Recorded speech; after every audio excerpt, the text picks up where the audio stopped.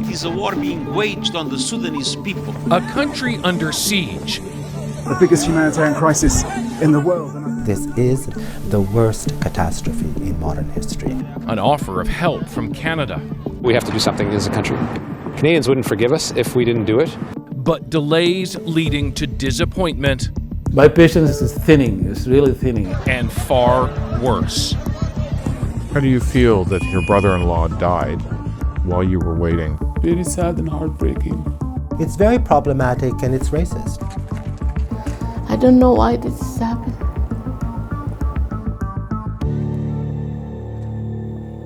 Ismail Adam is constantly scanning for updates about the war in Sudan from his home in Mississauga. After all, his family has been trapped in the middle of it from the outset.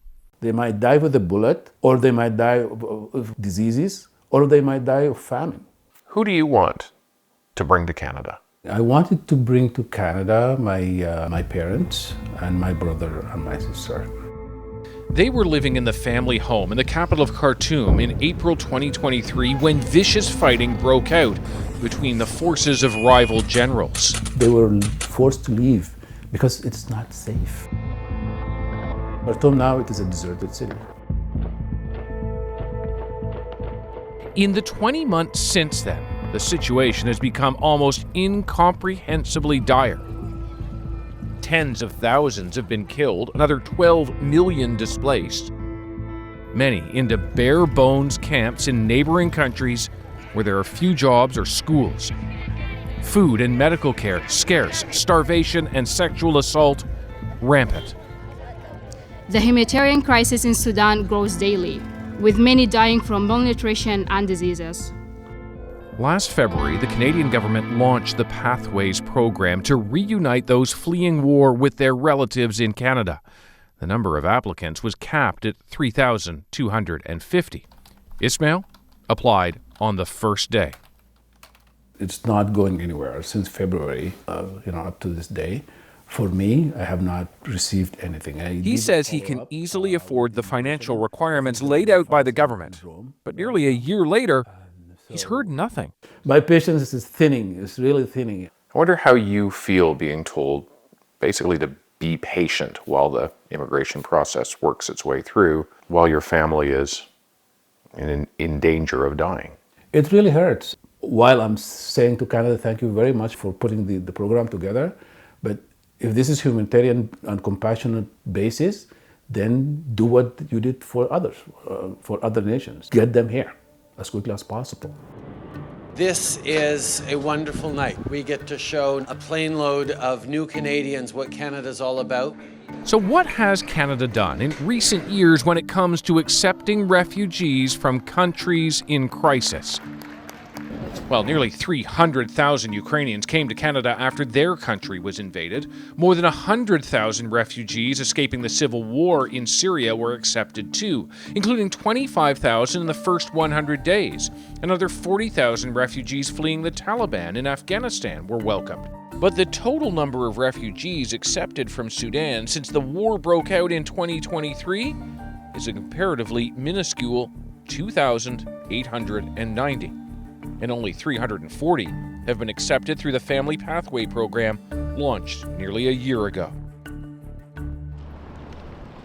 One of the questions we're always asked is, why is it so forgotten? It's very problematic and it's racist. Khalid Madani is a professor and chair of the African Studies program at McGill University. And we should talk about Canada's role, at least for the moment, and that he believes the delays in bringing family members of Sudanese Canadians to Canada reveals a troubling double standard within Canada's immigration policy when it comes to African refugees. At the end of the day, it's a humanitarian crisis. This is not an ask that is requesting that Sudanese come en masse to Canada. We have to be clear about the minuscule amount of Sudanese immigrants and refugees who benefited from this program, and people are dying.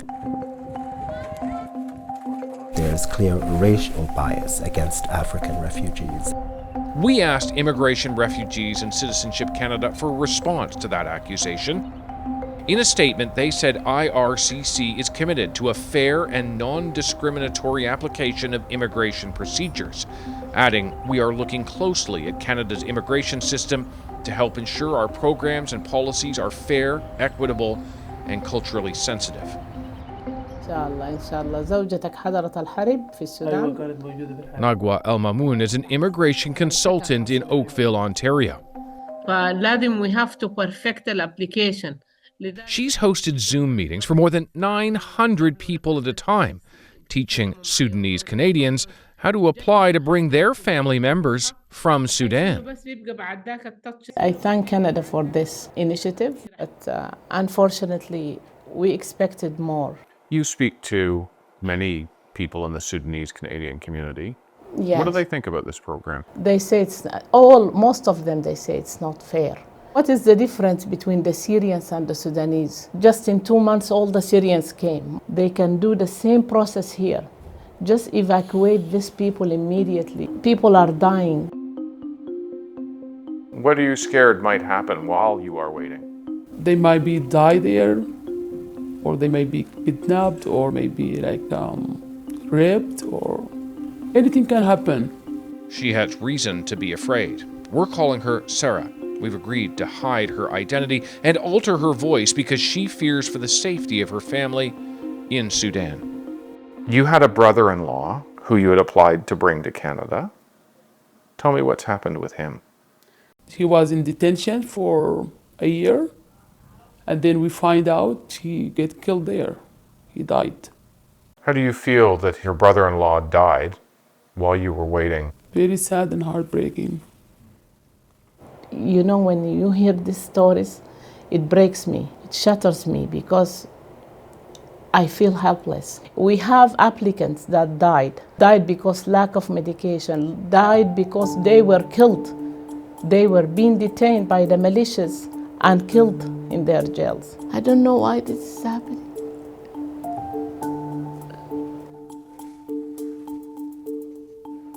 Hello? Staying in touch with family in Sudan can be hard. Connectivity is a constant challenge. When Sarah's lucky, she gets to talk directly with her 2 sisters there, who she's applied to bring here. And what do they ask you when you talk to them? They ask me, when are you going to bring us here? When they're going to... We're afraid here, we're scared. We just want to be out of here. What's it like to say, I'm sorry, there's no news yet? I tell them, I'm sorry, but you have to wait and be safe. Just try to be safe. Until one day we'll be here together.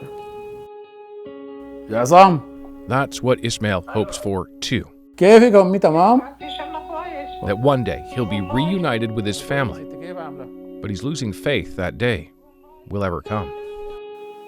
What is the risk that someone in your family dies of disease or gets killed before the opportunity comes to get to this country? It's highly likely. It's highly likely. They don't have a chance.